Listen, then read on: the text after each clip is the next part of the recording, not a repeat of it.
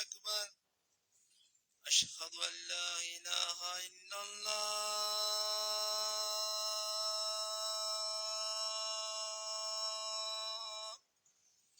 أشهد أن لا إله إلا الله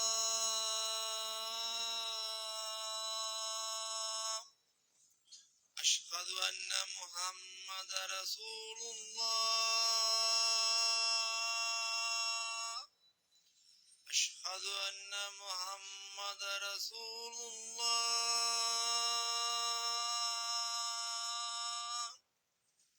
حي على السلام حي على السلام حي على الفلاح حي على الفلاح الله أكبر الله أكبر لا إله إلا الله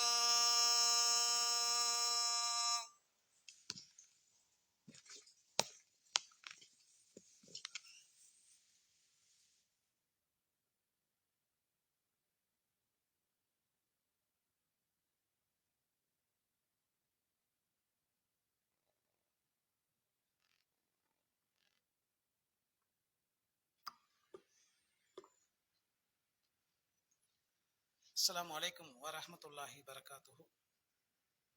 إن الحمد لله نحمده ونستعينه ونستغفره ونؤمن به ونتوكل عليه ونعوذ بالله من شرور أنفسنا ومن سيئات أعمالنا من يهده الله فلا مضل له ومن يضلل فلا هادي له أشهد أن لا إله إلا الله وحده لا شريك له وأشهد أن محمدا عبده ورسوله. اللهم صل على محمد وعلى آل محمد كما صليت على إبراهيم وعلى آل إبراهيم إنك حميد مجيد. اللهم بارك على محمد وعلى آل محمد كما باركت على إبراهيم وعلى آل إبراهيم إنك حميد مجيد. أما بعد فقد قال الله تعالى في محكم تنزيله العظيم والفرقان المجيد أعوذ بالله من الشيطان الرجيم بسم الله الرحمن الرحيم فلا تجعل عليهم إنما نعد لهم عدا صدق الله العليم. அன்பிற்குரிய பெரியோர்களே, தாய்மார்களே, சகோதர சகோதரிகளே, வல்ல அல்லாஹ் நம்மீது கடமையாக்கிய ஜும்ஆ என்ற சிறப்பு மிகு வணக்கத்தை நிறைவேற்றுவதற்காக இங்கே ஒன்று கூடியிருக்கிறோம். அல்ஹம்துலில்லாஹ். இந்த சிறப்பான வேளையிலே ஏக இறைவனாம் வல்ல அல்லாஹ்வினுடைய அருளும் சாந்தியும் அவனுடைய இறுதி தூதர் நபிகள் நாயகம் ஸல்லல்லாஹு அலைஹி வஸல்லம் அவர்கள் மீதும் அவர்களை உண்மையோடு பின்பற்றிய சத்திய நபி தோழர்கள் மீதும் இந்த மார்க்கத்தின் செய்தியை இன்று வரை நாம் படித்து பாதுகாத்து அடுத்த தலைமுறைகளுக்கு கொண்டு செல்வதற்காக தங்களுடைய வாழ்நாளை அர்ப்பணித்துக் கொண்ட இமாம்கள் மீதும் அல்லாஹுடைய கட்டளைக்கு அடிபணிந்தவர்களாக உரிய நேரத்தில் அந்த ஜும்மாவுடைய முழுமையான நன்மைகளை பெற வேண்டும் என்கிற சிறந்த நோக்கத்திலே வந்திருக்கிற நம் அனைவர் மீதும் அந்த ஏக இறைவனின் அருளும் சாந்தியும் என்றென்றும் நிலவட்டுமாக என்று துவா செய்தவனாக இந்த ஜும்மா உரையினை ஆரம்பம் செய்கின்றேன். அன்புமிக்க பெரியோர்களே, சகோதரர்களே, இன்றைய தினம் நாம் வாழுகிற இந்திய ஒன்றியத்தினுடைய ஆட்சியை தீர்மானிக்கக்கூடிய ஒரு வாய்ப்பை இந்திய ஜனநாயகத்தினுடைய அமைப்பு பொதுமக்களுக்கு வழங்கி இருக்கிறது. அந்த வாய்ப்பை பெரும்பாலானவர்கள் மதியத்திற்குள்ளே முடித்துவிட வேண்டும், அந்த கடமையை முடிச்சிடணுங்கிற அடிப்படையில் பலரும் இங்கே வாக்குரிமையை செலுத்தியவர்களாக இங்கே வந்திருப்போம். இந்த தேர்தலை பொறுத்தவரையிலே மக்களிடத்திலே ஒரு வகையான மனச்சோர்வை நம்மால் பார்க்க முடிகிறது. ஒரு நம்பிக்கையின்மையை பார்க்க முடிகிறது. என்ன என்று சொன்னால், மக்கள்லாம் பாசிசத்துக்கு எதிராக தான் இருக்கிறாங்க என்றாலும் அவர்கள் இவிஎம் மிஷினை வச்சு ஜெயிச்சிட்டா என்ன பண்றது, அதைத்தானே பண்றாங்க. இந்த பேச்சு இந்தியா முழுவதும் பரவலாக இன்றைக்கு எழும்ப ஆரம்பித்திருக்கிறது. அது ஒரு வகையில் உண்மையாக கூட இருக்கலாம் என்று வைத்துக் கொள்ளுங்கள். நாம என்ன பார்க்கணும், ஒருவன் ஆட்சியை பிடிக்கிறான், அது தில்லுமுள்ளு செஞ்சு பிராடு பித்தலாட்டம் பண்ணி ஏதோ ஒரு வகையில் ஆட்சியை பிடிக்கிறான். இன்னொருவன் நேர்மையாக ஆட்சியை பிடிக்க வேண்டும் என்று ஆசைப்படுகிறான். இப்படி ரெண்டு குரூப் இருக்கிறதா நம்ம நினைச்சுக்குவோம். யாருடைய கையில் ஆட்சி அதிகாரம் செல்ல வேண்டும் என்பதை நாம் ஆசைப்படுகிறோம். எதற்கு ஆசைப்படுகிறோம்? இவன் வந்தா மக்களை எல்லாம் கொன்றுவான், மதத்தால் ஜாதியால் இனத்தால் மொழியால் மக்களை பிரித்து மக்களுக்கு மத்தியில மோதலை ஏற்படுத்தி மக்களுடைய அமைதியை கெடுத்து குட்டிச்சவராக்கிடுவான். இந்தியா என்கிற வேற்றுமையில் ஒற்றுமை என்று பாராட்டப்பட்ட அந்த நாட்டை வேற்றுமையில் வேற்றுமை என்று பிரிச்சு ஒண்ணுமில்லாம ஆக்கிடுவான்.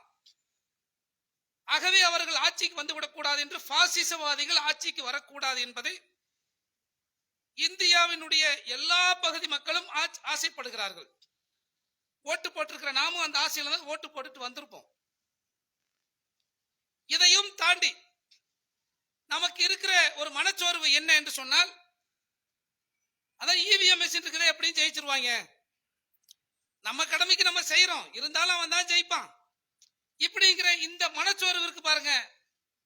இது முதலில் நம்மிடமிருந்து அகற்றப்பட வேண்டிய விஷயம். அது ஏனென்று சொன்னால், ஒருவன் எவ்வளவு பெரிய தில்லுமுள்ளுகளை செய்தாலும் சரி, எவ்வளவு பெரிய உலகத்திலே மிகப்பெரிய பிராடு பண்ணியிருந்தாலும் சரி, அவனுக்கு ஆட்சி போக வேண்டும் என்று அல்லாஹ் நாடி இருந்தால் மட்டும்தான் அவன் ஆட்சியை பிடிக்க முடியும். அல்லாஹ் நாடாமல் எவனும் ஆட்சியினுடைய ஒரு சின்ன ஒரு அம்சத்தை கூட பெற முடியாது. இதை நாம உறுதியா மனசுல வைக்கணும். திருமறை குர்ஆன்ல அல்லாஹ் இவ்வாறு சொல்லுங்கள் அப்படின்னு நமக்கு சொல்லி தருகிறான். குல் அல்லாஹும்ம, குல் நீங்க சொல்லுங்க, அல்லாஹும்ம மாலிகில் முல்க துத்தில் முல்க மன் தஷா. அல்லாஹ்வே ஆட்சியாளர்களுக்கெல்லாம் அதிபதியே, நீ நாடியோருக்கு ஆட்சியை வழங்குகிறாய். தன்சியுல் முல்க மிம்மன் தஷா, நீ நாடியோரிடமிருந்து ஆட்சியை பறித்துக் கொள்கிறாய். இஸ்ஸு மன் தஷா வத்துதில்லு மன் தஷா, நீ நாடியோரை கண்ணியப்படுத்துகிறாய், நீ நாடியோரை கேவலப்படுத்துகிறாய். பியதிக்கல் ஹைர், அனைத்து நல்லறங்களும் உன் கைவசம் உள்ளது. இன்னல்லாஹ அலா குல்லி ஷைஇன் கதீர், அல்லாஹ் அனைத்து பொருட்களின் மீதும் ஆற்றல் உடையவன். இந்த வசனத்தை முடிக்கிற நேரத்தில் அல்லாஹ் சொல்ற அந்த வார்த்தையை பார்க்கணும். எல்லா பொருட்களின் மீதும் அல்லாஹ் ஆற்றல் உடையவன். அல்லாஹ்வுடைய ஆற்றலை மீறி எதுவும் நடக்காது. அவன் இவிஎம்லயே ஃப்ராட் பண்ணட்டுமே, அவன் தோற்க வேண்டும் என்று அல்லாஹ் முடிவு செய்து விட்டால் அந்த வெற்றியை உலகமே சேர்ந்தாலும் கொடுக்க முடியாது. அதுதானே நம்பணும். நபிகள் நாயகம் ஸல்லல்லாஹு அலைஹி வஸல்லம் அவர்கள் இப்னு அப்பாஸ் என்கிற ஒரு சிறுவன், ஒரு 10-12 வயசு இருக்குன்னு வச்சுக்க ஒரு உதாரணத்துக்கு, அப்படிப்பட்ட ஒரு சிறுவன்ட்ட எப்படி பேசுறாங்க, மகனே நீ அல்லாஹ்வை எப்படி நம்ப வேண்டும் தெரியுமா? உனக்கு ஒரு நன்மையை அல்லாஹ் நாடிவிட்டால் இந்த உலகமே திரண்டு அந்த நன்மையை தடுத்து உனக்கு வரக்கூடாது என்று முயற்சி செய்தாலும் அல்லாஹ் நாடியது நடந்தே தீரும், உனக்கு அந்த நன்மை வரும். உலகமே திரண்டு அல்லாஹ் உனக்கு ஒரு நன்மையை தரக்கூடாது என்று நினைக்கிறான், உலகமே திரண்டு உனக்கு அதை கொடுத்தரணும்னு நினைக்குது. அல்லாஹ் நாடாமல் அது உன்னை வந்து அடையாது. மொத்த உலகத்தினுடைய அத்துணை சக்தி, அத்துணை ஆற்றல், அறிவு, முயற்சி எல்லாவற்றையும் மனிதன் திரட்டி கொள்ளட்டும், அல்லாஹ் நாடாமல் அதை கொண்டு இன்னொரு மனிதனுக்கு நன்மை தீமை எதையும் செய்ய முடியாது. இதை நபிகள் நாயகம் ஸல்லல்லாஹு அலைஹி வஸல்லம் அவர்கள் நம் வீட்டு சின்ன பிள்ளைகளுக்கு கற்றுக் கொடுக்க வேண்டிய விஷயமாக சொல்லி தருகிறார்கள். இது நமக்கு பாடமாக அமைய வேண்டியது. அப்படியானால் அப்ப தில்லுமுள்ளு பண்ணி ஜெயிச்சா தில்லு மல்லு பண்ணியும் ஜெயிக்கணும்னு அல்லாஹ் நாடி இருந்தா மட்டும்தான் ஜெயிக்க முடியும். இந்த ஒரு உறுதியை நாம மனதில் வைத்துக் கொள்ள வேண்டும். இந்த உறுதி இல்லாம போறதுனால அவன் ஜெயிச்சான், அவன் ஜெயிக்கல, அவன் ஜெயிப்பதற்கான வாய்ப்பை அல்லாஹ் தருகிறான். அப்ப ஏங்க தரணும்?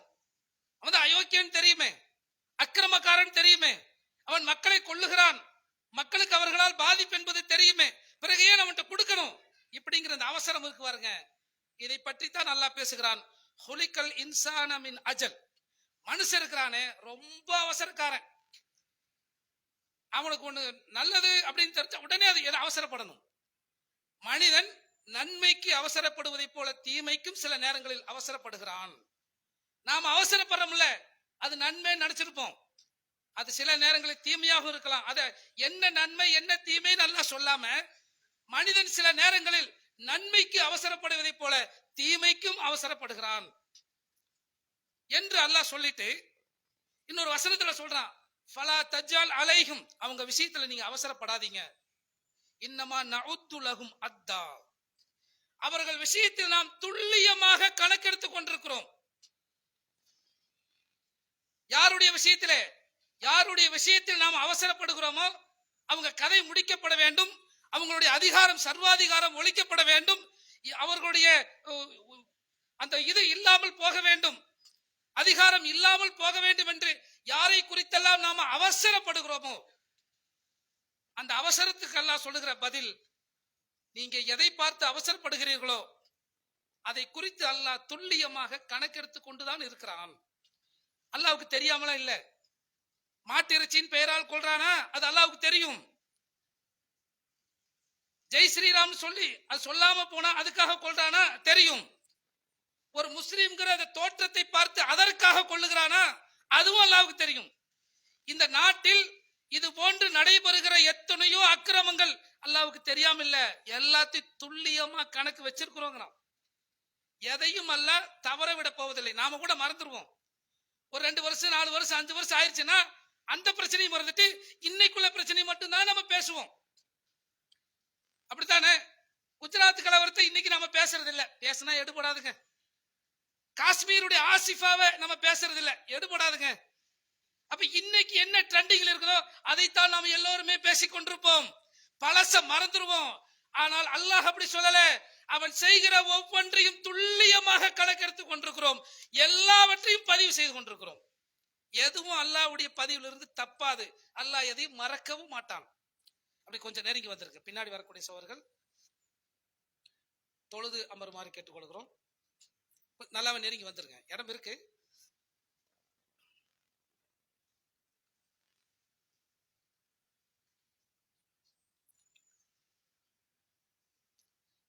ஆக நாம் பெற வேண்டிய முக்கியமான ஒரு பாடம் படிப்பினை என்னவென்று சொன்னால், உலகத்தில் எத்தனையோ ஆட்சிகள் வந்து போயிருக்கிறது. அதிலே நல்லவர்கள் ஆட்சி செய்திருக்கிறார்கள், நபிமார்கள் ஆட்சி செய்திருக்கிறார்கள், கொடுங்கோலர்கள் ஆட்சி செய்திருக்கிறார்கள். ஃபிரௌனை போன்ற கொடுங்கோலர்கள் உண்டு, சுலைமான் அலைஹிஸ்ஸலாம் அவர்களை போன்ற நல்ல மனிதர்கள் நபிமார்கள் உண்டு. வரலாற்றின் எல்லா பக்கங்களிலும் நல்லவர்கள் ஆட்சி செய்திருப்பார்கள், கெட்டவர்கள் ஆட்சி செய்திருப்பார்கள். இதுதான் உலகத்தின் நியதி. இப்படிதான் வச்சிருப்பான்ல. தில்கல் ஐயாமு நுதாவிலுஹா பைனன்னாஸ், மனிதர்களிடையே காலச்சக்கரத்தை சுற்றி கொண்டே வருகிறோம். உலகத்தில் எதுவும் நிலையாக நிலை பெற்று இருக்காது. எது நல்லதும் நிலைச்சிருக்காது, கெட்டதும் நிலைச்சிருக்காது. நம்ம நல்லது தானே, அது காலகாலத்துக்கு நிலைச்சிருக்கணுமே, நிலைக்காது. ஒரு கட்டத்தில் நன்மை மேலோங்கி இருக்கும், அந்த நன்மை இன்னொரு கட்டத்தில் கீழே வரும். இத நபிகள் நாயகம் ஸல்லல்லாஹு அலைஹி வஸல்லம் அவர்கள் இந்த தத்துவத்தை எந்த இடத்துல சொல்றாங்க அப்படின்னு சொன்னா, அவர்களுடைய ஒரு ஒட்டகம் அலுபா அப்படிங்கிற ஒரு ரொம்ப பவர்ஃபுல்லான ஒரு ஒட்டகம், அந்த ஒட்டகத்தை வெல்வதற்கு, ஓட்டப்பந்தயத்தில் வெல்வதற்கு அந்த மதீனாவிலேயே எந்த ஒட்டகமும் இல்லை அப்படிங்கிற அளவுக்கு ஒரு ரொம்ப பவர்ஃபுல்லான ஒரு ஒட்டகம். இந்த ஒட்டகத்தை ஒரு கிராமவாசியுடைய ஒரு ஒட்டகம் வருது, அந்த ஒட்டகத்துக்கு இதுக்கு போட்டி வைக்கிறாங்க. அந்த கிராமவாசியுடைய ஒட்டகம் ஜெயிச்சிருச்சு. பிரபலமான ஒரு நபித்தோழர் இல்ல, அவருடைய ஒட்டகம் இல்ல, யாரோ ஒரு பெயர் தெரியாத கிராமவாசி. இது சஹாபாக்களுக்கு பெரிய ஒரு கவலை ஏற்படுத்துகிறது. அலுபா தோத்துருச்சு, அலுபா தோத்துருச்சுன்னா எதுக்கு அப்படி சொல்றாங்க? ரசூலுல்லாஹ்வுடைய ஒட்டகம் தோத்துருச்சு, ரசூலுல்லாஹ் அப்படிங்கிற அர்த்தத்துல அலுபா தோத்துருச்சு, அலுபா தோத்துருச்சு. இத நபிகள் நாயகம் ஸல்லல்லாஹு அலைஹி வஸல்லம் அவர்கள் எவ்வளவு கேஷுவலா எடுத்துக்கிட்டாங்கன்னா, அலுபா தோத்துருச்சா, அதுக்கு கவலைப்படுறீங்க என்று சொல்லிட்டு நபிகள் நாயகம் ஸல்லல்லாஹு அலைஹி வஸல்லம் அவர்கள் ஒரு தத்துவத்தை அந்த இடத்துல சொல்றாங்க. இந்த உலகத்தில் உயர்ந்து செல்லுகிற எதையும் அல்லாஹ் தாழ்த்தாமல் விட மாட்டான். அல்லாஹ்வுடைய நியதி அது. ஒரு கெட்டது மேல போகுதா, ஒரு நேரத்தில் கீழே விழும். ஒரு நன்மை மேலோங்குகிறதா, அது இன்னொரு நேரத்தில் கீழே வரும். நன்மையோ தீமையோ மேலோங்கினால் அதை கீழே கொண்டு வருவான் அல்லாஹ். அது அல்லாஹ்வுடைய நியதி. உலகத்துல எந்த ஒன்றும் தொடர்ந்து மேலோங்கி நிற்காது. இதைத்தான் அல்லாஹ்வுடைய விதிங்கிறாங்க. அதனால அல்வா ஜெயிச்சுட்டே இருக்கணும் அப்படி இல்ல, தோக்கவும் செய்யும். இந்த உலகத்தில் எதுவெல்லாம் மேலோங்குகிறதோ அது கீழே வரும். சொல்லுவோம், எங்க தாத்தா யார் தெரியுமா, ஜமீன்தார், இன்னைக்கு நானு கட்டிங் மாஸ்டர், அப்படித்தானே இருப்போம். எங்க தாத்தாவுல அப்படிப்பட்டவர், இன்னைக்கு நானு ஒரு சாதாரண டெய்லர். ஏன், என்னுடைய தாத்தாவுடைய அந்தஸ்தோடு என்னை நான் ஒப்பிட்டு பார்த்தா மலைக்கும் மடுவுக்கும் உள்ள வித்தியாசம் தான். அப்படித்தான் ஒவ்வொருத்தரும் நினைச்சுக்குவோம். நம்முடைய பரம்பரையை வச்சு அவர்கள் மேலே இருந்தார்கள், நாம கீழே இருக்கிறோம். நாம் இன்று கீழே இருக்கலாம், நம்முடைய சந்ததிகள் மேலே வரலாம்.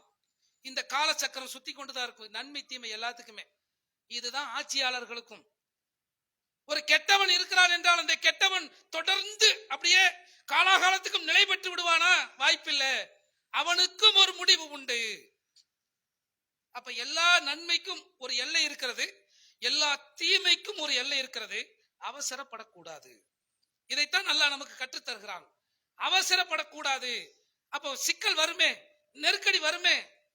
பல சட்டங்களை போட்டு நம்முடைய அந்த குடியுரிமை பறிக்க நினைக்கிறார்களே, நம்முடைய மார்க்க உரிமைகளை, பொது சிவில் சட்டங்கிற பேர்ல மார்க்க உரிமைகளை பறிக்க நினைக்கிறார்களே. இப்படி இந்த நாட்டில் எல்லா மக்களுக்குமான அந்த உரிமைகளில் முஸ்லிம்களுக்கு என்று இருக்கிற சில உரிமைகள் பறிக்கப்படுமே, ஒடுக்கப்பட்ட மக்களுக்கு என்று இருக்கிற உரிமைகள் பறிக்கப்படுமே அப்படி நம்ம கவலைப்படுகிறோம். உண்மைதான், பறிக்கப்படும், வரலாம். அதை நாம எப்படி எதிர்கொள்றோங்கிறது இருக்குல்ல. இதுக்கு முன்னாடி வாழ்ந்த நபிமார்கள் எல்லாம் இப்படி சொகுசா இந்த உலகத்துல வாழ்ந்துட்டு போயிட்டாங்களா? அந்த நபிமார்களை பின்பற்றிய அந்த தோழர்கள் எல்லாம் இந்த உலகத்துல அப்படியே சொகுசா ஈமான் கொண்டதுனால நாங்க இந்த உலகத்துல ரொம்ப ஜாலியா இருக்கிறப்பா அப்படிங்கிற மாதிரி இந்த உலகத்தில் வாழ்ந்த நபிமார்களுடைய தோழர்கள் எத்தனை பேரு? இந்த உலகத்துல அல்லாஹ் சொல்லுகிற நபிமார்கள் அத்தனை பேருடைய வரலாறுல ஒரு சில நபிமார்களை தவிர பெரும்பான்மையான நபிமார்கள், அந்த நபியை பின்பற்றியவர்கள் சோதனைக்கு ஆளாக்கப்பட்டிருக்கிறார்கள். இது நம்ம குர்ஆன்ல இருந்து படிக்கிற வரலாறு. சுலைமான் அலைஹிஸ்ஸலாம், தாவூத் அலைஹிஸ்ஸலாம், இந்த மாதிரி 2 நபிமார்களை பார்க்கிறோம். அரசர்களாக இருந்தார்கள். அதனால அவங்கள பின்பற்றி அல்லாஹ்வை ஏற்றுக்கொண்டவர்களுக்கு சிக்கல் இருக்காது.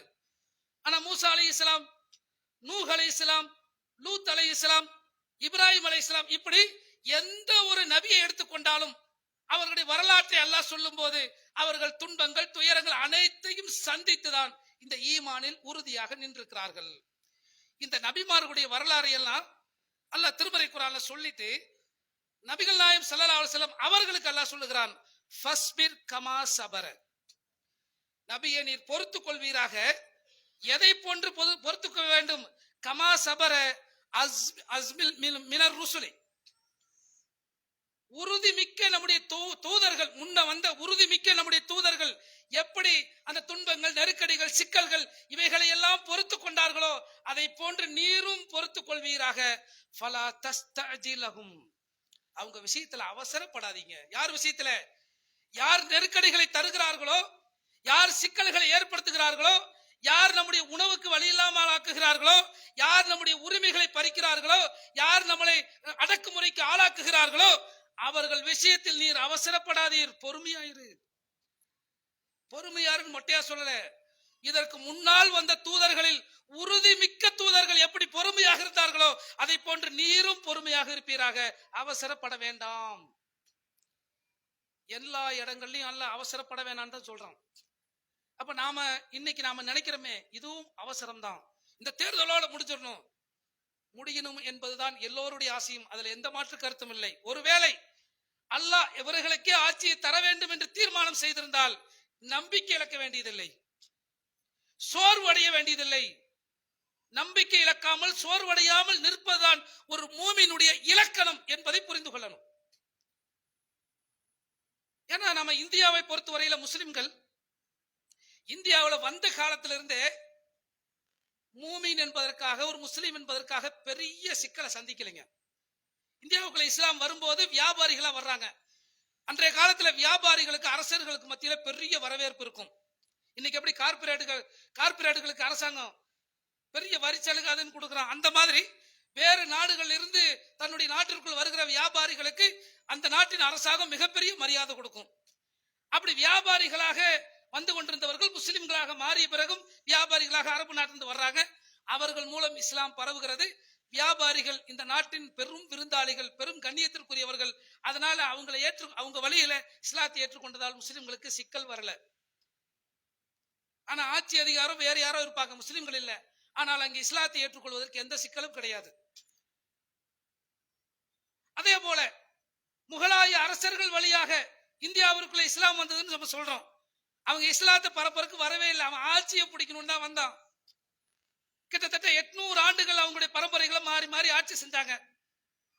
ஒரு ஆளுங்கட்சியா இருந்த ஒரு குரூப்பை சேரும்ல, அந்த மாதிரி ஆளுங்கட்சியை பார்த்து இஸ்லாத்தை ஏற்றுக்கொண்டவர்கள் ஒரு குரூப் உண்டு, இல்லைன்னு சொல்ல முடியாது. ஏன் இதை நான் சொல்றேன்னா, வடநாட்டுல போய் பாத்தீங்கன்னா இஸ்லாத்தை ஏற்றுக்கொண்ட முஸ்லிம்கள்ல இதற்கு முன்னாடி எந்த ஜாதியிலிருந்து வந்தாங்களோ அந்த ஜாதி பேரை இன்னும் வச்சிருக்கான், அதை திறந்துட்டு வரல. இப்ப தமிழ்நாட்டில் இருக்கிற எந்த முஸ்லிமுக்கும் என் முன்னோர்கள் என்ன ஜாதி, என்ன குலம், கோத்திரம் தெரியாது, யாருக்கும் தெரியாது. ஆனால் அங்க தெரியுது. பிரபலமான நபர்களை கூட பாத்தீங்கன்னா அகமது பட்டேல்னு வச்சிருப்பாரு. பட்டேலுங்கிறது அது ஒரு ஜாதி பேரு. அப்ப அங்க இஸ்லாத்தை ஏற்றுக்கொண்டவர்கள் இஸ்லாத்தை விளங்கி புரிந்து அப்படி ஏத்துக்கிட்டாங்களா? இல்ல, ஆளுங்கட்சி. இன்னைக்கு எப்படி பிஜேபிக்கு ஓடுறான் ஆளுங்கட்சி, அந்த மாதிரி வந்தவங்களா இருக்கலாம். அதனாலதான் ஜாதியை விட்டுட்டு வரல. ஜாதியை விட்டுட்டு வந்தாதான் உண்மையான இஸ்லாம். ஜாதி பெயரை தன் பின்னாடியே வைத்துக் கொண்டு ஒரு இஸ்லாத்துக்கு வந்திருக்கான, ஏதோ ஒரு நோக்கத்துக்கு வந்திருக்கலாம். அவர்கள் நிர்பந்தப்படுத்தப்படாவிட்டாலும் கூட அவங்க இந்த மாதிரி ஆளுங்கட்சிங்கிறதுக்காக கூட வந்திருக்கலாம். அப்ப ஆளுங்கட்சியா இருக்கிற வரைக்கும் எந்த சிக்கலும் இல்லையில. அதே போல இந்தியா சுதந்திரம் அடைய வரையிலும் முகலாயருடைய ஆட்சி தான். வெள்ளக்கார வர்ற வரைக்கும் முகலாயருடைய ஆட்சி. வெள்ளக்கார வந்த பிறகு ஒரு 200 வருஷம் போராட்ட காலம், அதற்கு பிறகு சுதந்திரம். இப்ப பாத்தீங்கன்னா ஒரு 75 வருஷம் ஒரு ஜனநாயக நாடாக போயிட்டு இருந்துச்சு. இந்த 10 வருஷத்துல இந்த ஜனநாயகம் மெல்ல மெல்ல மெல்ல கொல்லப்பட்டு இது ஒரு சர்வாதிகாரத்திற்கு கொண்டு செல்லப்படுகிறது. நாம இது மத ஆட்சின்னு நினைக்க கூடாது, சர்வாதிகாரத்தை நோக்கி கொண்டு போயிட்டு இருக்கிறாங்க. அந்த சர்வாதிகாரம் ஒரு மதத்தின் பெயரால் நடக்கும், அதான் நடக்கும். இப்ப நாம இந்த இடத்துல பாதிக்கப்படுகிற ஒரு நிலைமைக்கு வர்றோம். எதற்காக இந்த வரலாறு சொல்றேன்னா, இந்தியாவிற்குள் இஸ்லாம் வந்ததிலிருந்து நான் முஸ்லிம் என்பதற்காக, மூமின் என்பதற்காக பெரிய சோதனைகளை நம்ம சந்திக்கல.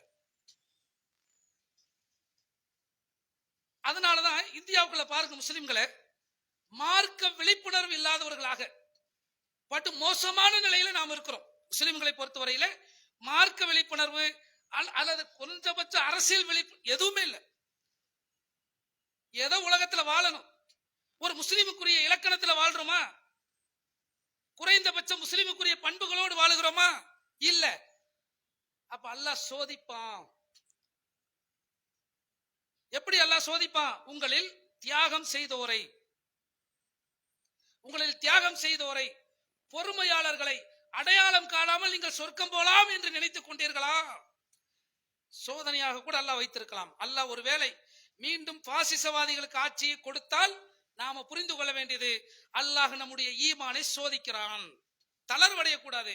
என்னுடைய ஈமானை உறுதிப்படுத்திக் கொள்வதற்கு அல்லாஹ் ஒரு வாய்ப்பை தருகிறான். இதை என் முன்னோர்கள் ரொம்ப நல்லபடியா இருந்துட்டு போயிட்டாங்க, நான் இருந்துட்டேன். என் வாரிசுகளுக்கு ஈமானுடைய உறுதியை நான் சொல்லித்தர வேண்டிய நிர்பந்தம் எனக்கு வருகிறது. நான் ஈமானின் உறுதியோடு நிற்க வேண்டும்.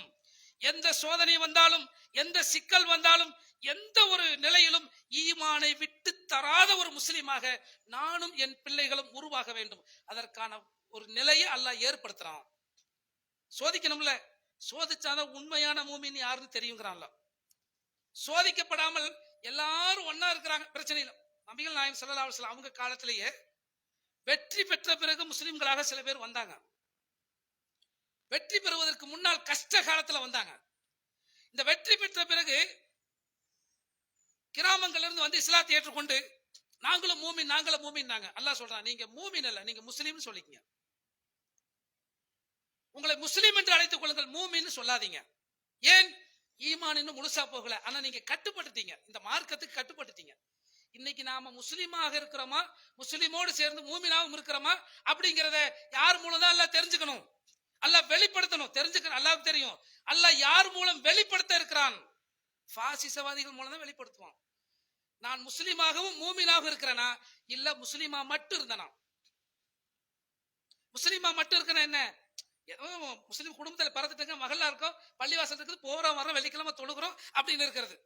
ஈமான் உள்ள இருக்கா? தெரியல. எப்ப ஈமான் இருக்கான்னு தெரியும். நீ முஸ்லீமா? 4 அப்பு விட்டானா, முஸ்லீம் சொன்னா அடிக்கிறான் பாய், நான் இனிமே முஸ்லீம் இல்லப்பா, வருதா? அப்ப நீ இது வரைக்கும் மூமினா இல்ல. நீ முஸ்லீமா அப்படின்னு ஒருத்த கத்தியில குத்துறா, நான் மூமின்றா, லா இலாஹ இல்லல்லாஹ்னு சொல்லிதான் செத்து போவேன், நீ மூமின். அப்ப சோதனை வரும்போது, சிக்கல் வரும்போது, நெருக்கடி வரும்போது நான் முஸ்லிமாக இருக்கிறேன் என்பதை எந்த இடத்திலும் விட்டு தராமல் ஒரு மனிதன் உறுதிப்படுத்தினால் அவனுடைய உள்ளத்தில் ஈமான் உள்ளே நுழைந்திருக்கிறது. இல்ல, நான் இதுவரைக்கும் ஈமான் உள்ளே நுழையாமல் முஸ்லிம்களோடு முஸ்லிம்களா 10 11 இருந்துட்டேன் என்று சொன்னால் என்னுடைய இந்த இஸ்லாம் ஒரு அளவுக்கு மேல ஈமானுக்குள்ள வர்றதில்லை. இப்ப அல்லாஹ் நமக்கு ஒரு சோதனையை வைக்கிறான். அது போன்ற சோதனை ஏற்படுகிற காலங்களில நாம என்ன செய்யணும்? நபிகள் நாயகம் ஸல்லல்லாஹு அலைஹி வஸல்லம் அவர்கள் காலத்திலிருந்து அதுக்கு முந்தைய பல நபித்தோழர்களுடைய காலம், எல்லா காலங்களிலும் சோதனைகள் ஏற்பட்டுத்தான் இருக்கிறது. சோதனை ஏற்படாமல் மூமின்களை அல்லாஹ் சொர்க்கத்திற்கு அனுப்புவது இல்லை. அம் ஹஸிப்தும் அன் ததுகுலல் ஜன்னத வலம்மா யஅலமில்லாஹு அல்லதீன ஜாஹது. நீங்க ரொம்ப ஈஸியா சொர்க்கம் போலாம் நினைச்சுக்கிட்டீங்களா? உங்களில் யார் தியாகம் செய்பவர், உங்களில் யார் பொறுமையாளர் என்பதை அல்லாஹ் அடையாளம் காணாமல் இதே மாதிரி இன்னொரு வசனத்துல கேட்கிறான்.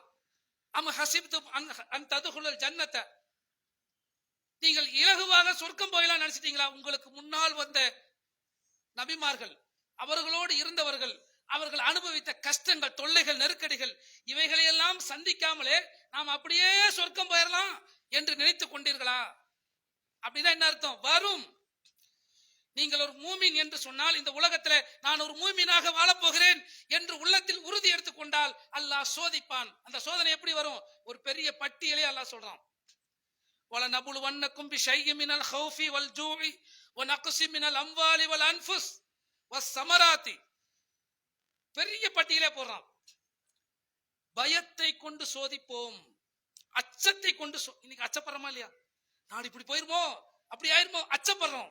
அச்சத்தை கொண்டு சோதிப்போம், பசியை கொண்டு சோதிப்போம், உயிர் இழப்பை கொண்டு சோதிப்போம், பொருளாதார இழப்பை கொண்டு சோதிப்போம், விவசாயத்தினுடைய விளைச்சலுடைய இழப்பை கொண்டு சோதிப்போம். இப்படி ஒரு மனிதன் இந்த உலகத்தில் எதையெல்லாம் நேசிப்பானோ, எதையெல்லாம் வெறுப்பானோ, அனைத்திலும் அல்லாஹ் சோதிப்பான். வபஷ்ஷிரி சாபிரீன். யாருக்கு நற்செய்தி? அதை சகித்து கொண்டு ஈமானில் உறுதியா நிற்கிறாங்களே, அப்படிப்பட்ட அந்த சாபிரீன்களுக்கு நற்செய்தி சொல்வீராக என்று அல்லாஹ் சொல்லுகிறான். இன்னல்லதீன காலு ரப்புனல்லாஹ், எங்களுடைய அல்லாஹ், எங்களுடைய இறைவன் அல்லாஹ் என்று கூறி, சும்மஸ்தகாமு, அதிலே பிறகு யார் உறுதியாக நிற்கிறார்களோ, தத்தனஸ்ஸலு அலைஹிமுல் மலாயிகா, அந்த உறுதி மிக்க அந்த மனிதர்களிடத்திலே மலக்குமார்கள் இறங்கி வந்து, அல்லா தகாஃபு வலா தஹ்ஸனு, நீங்கள் பயப்படாதீங்க, பயப்படாதீங்க, கவலைப்படாதீர்கள், வஅப்ஷிரு, நற்செய்தி பெற்றுக் கொள்ளுங்கள், பில் ஜன்னத்தில்லதி குன்தும் துஅதுன், உங்களுக்காக தயாரிக்கப்பட்டிருக்கிற சொர்க்கத்தை கொண்டு நற்செய்தி பெறுங்கள் என்று மலக்குகள் நற்செய்தி சொல்வார்கள். நாங்கள் உங்களுக்கு இந்த உலகத்திலும் மறுமையிலும் உங்களின் பாதுகாவலர்கள் என்று மலக்குகள் மூமின்களுக்கு சொல்லுவார்கள் என்று அல்லாஹ் சொல்லுகிறான். எந்த மூமின்களுக்கு? எங்கோ ஒரு ஓரத்துல நின்று நானும் முஸ்லிம் தாப்பா அப்படின்னு எட்டி பார்த்து நிக்கிறமே, அந்த மூமினுக்கு இல்ல. சிக்கல் வரும்போது, சிரமம் வரும்போது, நெருக்கடி வரும்போது இஸ்லாத்தை தூக்கி வீசிட்டு ஓடிடுறமே, அந்த மூமினுக்கு இல்ல. இன்னல்லதீன காலு ரப்புனல்லாஹ், என் இறைவன் அல்லாஹ், சும்மஸ்தகாமு, அதிலே உறுதினா நாம அதுக்கு இடையில சொல்ல வேண்டிய வார்த்தைகளை அல்லாஹ் சொல்ல மாட்டான். அல்லாஹ்னு சொல்றதுக்காக, அல்லாஹ்வை ஏற்றுக்கொண்டதற்காக சிக்கல் வரும், பொருளாதார இழப்பு வரும், உயிர் இழப்பு வரும், உலகத்தின் நாம எதிர்பார்க்காத எந்த இழப்பு வந்தாலும் சரி, என்னுடைய இறைவன் அல்லாஹ்தான் என்று உறுதியாக நின்று எல்லா சிக்கல்களையும் சகித்து கொண்டு யார் என் இறைவன் அல்லாஹ் என்பதில் உறுதியாக நிற்கிறார்களோ அந்த உறுதி மிக்க மனிதர்களுக்கு வானவர்கள் வருவார்கள். ஓடி போறவங்களுக்கு இல்ல, பின்வாங்குறவங்களுக்கு இல்ல. இப்ப அல்லாஹ் நம்மளை சோதிப்பான்ல, யார் உறுதியா நிக்கிறாங்க வெளிப்படுத்தணும்ல. நபிகள் நாயகம் ஸல்லல்லாஹு அலைஹி வஸல்லம் அவங்க சொல்றாங்க, மை யுரிதில்லாஹு பிஹி கைரன் யுஸிபு மின்ஹு. யாருக்கு அல்லாஹ் நன்மையை வாரி வழங்கணும்னு நினைக்கிறானோ அவங்கள அல்லாஹ் சோதிப்பான். இதுதான் நமக்கான பாடம். நமக்கு அல்லாஹ் இம்மை மறுமையினுடைய நன்மைகளை வாரி வழங்க முடிவு செய்து விட்டால் நம்மை சோதிப்பான். இந்த அடிப்படையை நம்ம மனசுல புரிஞ்சுட்டோம்னா எந்த இடத்திலும் நாம தளர்வடை வேண்டிய சோர்வடை வேண்டிய அவசியம் கிடையாது. எது வந்தாலும் எதிர்த்து நிற்பதற்கான உறுதிமிக்க ஆயுதமாக உள்ளத்தில் அல்லாஹ் ஈமானை தந்திருக்கிறான். அந்த ஈமானை கொண்டுதான் எல்லா நபிமார்களும் வெற்றி பெற்றார்கள். உலகத்தில் அல்லது மறுமையில் அந்த வெற்றி அவர்களுக்கு நிச்சயிக்கப்பட்டது. அதே ஈமானை கொண்டு நாமும் வெற்றி பெற அல்லாஹ் நம் அனைவருக்கும் அருள் புரிவானாக என்று கூறி இந்த முதல் உரையினை முடிக்கிறேன். அல்ஹம்துலில்லாஹ்.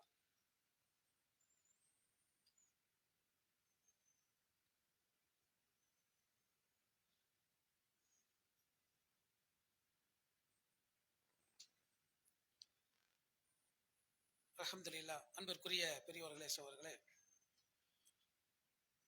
எந்த இடத்திலும் ஈமானில் தளர்வு இல்லாமல் உறுதியோடு நிற்க வேண்டும். அந்த உறுதியை நம்மை ஆளுகின்ற ஆட்சியாளர்கள் மோசமாக அமைந்து விட்டாலும் அதை அல்லாஹ் நமக்கு ஒரு சோதனையாக அமைத்திருக்கிறான் என்பதை புரிந்து கொண்டு, இந்த சோதனைகளில் அல்லாஹ் நமக்கு நன்மையை நாடி இருக்கிறான், இம்மை மறுமையினுடைய நன்மைகளை நாடி இருக்கிறான் என்பதை புரிந்து கொண்டு ஈமானை கொண்டு அதை எதிர்த்து நிற்கிற வலிமையை நாம் பெற வேண்டும் என்பதை இந்த நேரத்திலே அறிந்து கொண்டோம். திருமறை குர்ஆன்ல அல்லாஹ் நமக்கு ஒரு துஆவை கற்றுத் தருகிறான். இந்த துஆவை நபிகள் நாயகம் ஸல்லல்லாஹு அலைஹி வஸல்லம் அவர்கள் தினமும் இரவு படுக்க போகும்போது இந்த துஆவை கேட்கிற மாதிரி நமக்கு சொல்றாங்க. இந்த மாதிரி நேரங்களில் மட்டும் இல்ல, தினமுமே சூரத்துல் பக்ராவினுடைய கடைசி 2 வசனங்கள், இந்த கடைசி 2 வசனங்கள் மிகச்சிறப்பானது. அப்படி அந்த கடைசி 2 வசனங்கள்ல என்னதான் வருது அப்படின்னு பாத்தீங்கன்னு சொன்னா, துவா. எப்படிப்பட்ட துவா? ரப்பனா லா துஆஹிதுனா இன் நஸீனா அவ் அஹ்தஅனா.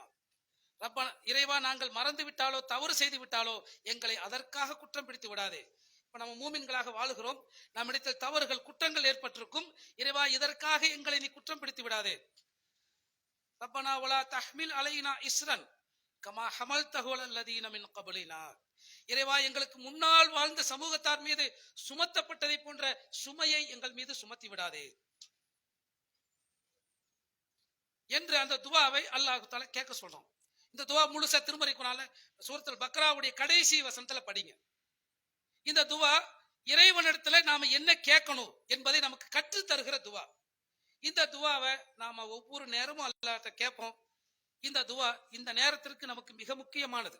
ஏனென்று சொன்னால், முன்னாடி அந்த சமூகங்களுக்கு சோதனைகள் வரும், கஷ்டங்கள் வரும் அப்படின்னு நம்ம சொன்னாலும் அதெல்லாம் வரட்டும் நம்ம எதிர்பார்க்க கூடாது. பொதுவாக ஒரு மூமினை பொறுத்த வரைக்கும் எப்படி இருக்கணும்னு சொன்னா, யா அல்லாஹ் இப்படி கேட்டக்கூடாது, என்ன நான் செஞ்ச தப்புக்காக என்னை மறுமையில தண்டிச்சிடாத, உலகத்திலேயே தண்டிச்சிரு, கேட்கவே கூடாது.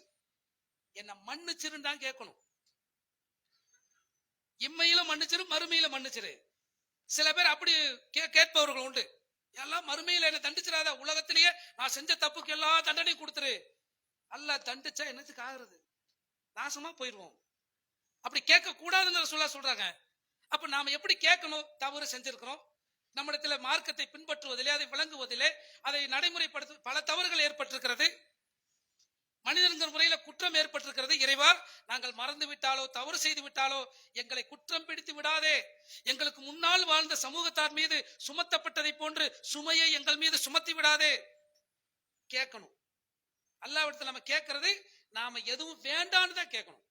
கூட நாங்க பாத்துக்கிறோம், அப்படி கேட்க கூடாது. அல்லாஹ் சோதித்து விட்டால் அதை ஏற்றுக்கொள்ளுகிற, அதை தாங்கிக் கொள்ளுகிற பக்குவம் நமக்கு கிடையாது. ஆக அந்த அடிப்படையில அல்லாஹ்விடத்துல இந்த துவாவை நம்ம கேட்போம். இது முக்கியமான காலகட்டம். அல்லாஹ் நாடினால் யாருக்கு நாடுகிறானோ அவர்களுக்கு ஆட்சியை வழங்குகிறான். நாம யாருக்கு வழங்கணும் கேட்கணும் அப்படின்னு சொன்னா, இந்த பாசிசவாதிகளுக்கு வழங்கிவிடக் கூடாது. பாசிசத்தை எதிர்க்கக்கூடிய, அதை வீழ்த்தக்கூடிய வல்லமை உடையவர்களுக்கு அல்லாஹ் ஆட்சியை வழங்க வேண்டும் என்று நாம் அல்லாஹ்விடத்தில் துஆ செய்வோம். அது எந்த கட்சி யாருன்னு நமக்கு தேவையில்லை. பாசிசம் வீழ்த்தப்பட வேண்டும். பாசிசத்தை வீழ்த்தக்கூடிய சக்தி யாராக இருக்கிறார்களோ அவர்களுக்கு அல்லாஹ் ஆட்சியை வழங்கணும். இதுதான் நம்ம அல்லாஹ்விடத்துல கேட்க வேண்டியது. அந்த துஆவினுடைய சாரம்சமாகவும் அது இருக்கும். அந்த அடிப்படையில நாம் ஒவ்வொருவரும் அல்லாஹ்விடத்திலே துஆ செய்வோம். நபிகள் நாயகம் ஸல்லல்லாஹு அலைஹி வஸல்லம் அவர்கள் சொன்னார்கள், ஜும்மாவுடைய நாளில் ஒரு நேரம் இருக்கிறது. அந்த நேரத்தில் தொழுகையில் நின்று ஒரு அடியான் அல்லாஹ்விடத்திலே துஆ செய்தால் அதை அல்லாஹ் மறுக்க மாட்டான், நிச்சயம் ஏற்றுக்கொள்வான் என்று சொன்னார்கள். ஆக தொழுகையில நாம துஆ செய்வதற்கு 2 இடத்துல தான் வாய்ப்பு இருக்கு. ஒன்னு அத்தஹியாத்து, இன்னொன்னு சஜ்தா. இந்த இரண்டிலும் நமக்கு துஆ செய்வதற்கான வாய்ப்பை மார்க்கம் நமக்கு காட்டி தந்திருக்கிறது.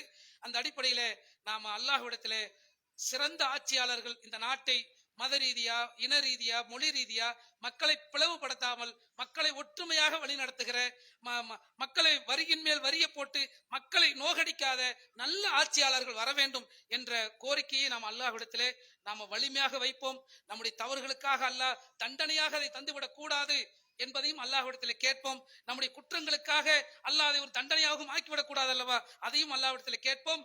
அல்லாஹ்விடத்திலே கேட்பதற்கான வாய்ப்பை நிறைய இடங்கள் அல்லாஹ் தர்றான். ஜும்மாவுடைய தொழுகை அப்படிங்கிறது ஒரு வாய்ப்பாக நபிகள் நாயகம் ஸல்லல்லாஹு அலைஹி வஸல்லம் சொல்றாங்க. நம்முடைய எதிர்காலம் என்பது ரொம்ப முக்கியமானது. அதற்காக நாம் ஒவ்வொருவருமே அல்லாஹ்விடத்திலே மனமுருகி துஆ செய்வோம். வல்ல அல்லாஹ் இந்த நாட்டின் மீது கருணை கொண்டு நல்ல ஆட்சியாளர்களை தர வேண்டும். அதற்கு அல்லாஹ் அருள் புரிய போதுமானவன், வல்லமையுடையவன் என்று கூறி இந்த உரையை நிறைவு செய்கிறேன். அல்ஹம்துலில்லாஹ். அஸ்ஸலாமு அலைக்கும் வரஹ்மத்துல்லாஹ்.